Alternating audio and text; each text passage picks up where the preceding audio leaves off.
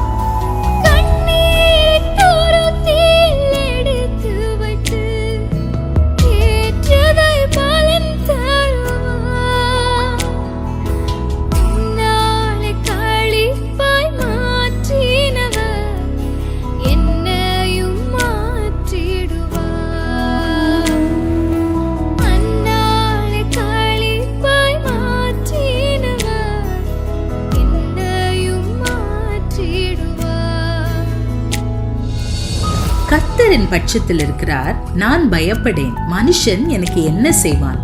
தனியாக என்னால ஒன்னும் செய்ய முடியாதுதான். ஆனா உம்மாலே நான் ஒரு சேனைக்குள் பாய்ந்து போவேன், என் தேவனாலே ஒரு மதிலை தாண்டுவேன். So let us submit ourselves to the Almighty God.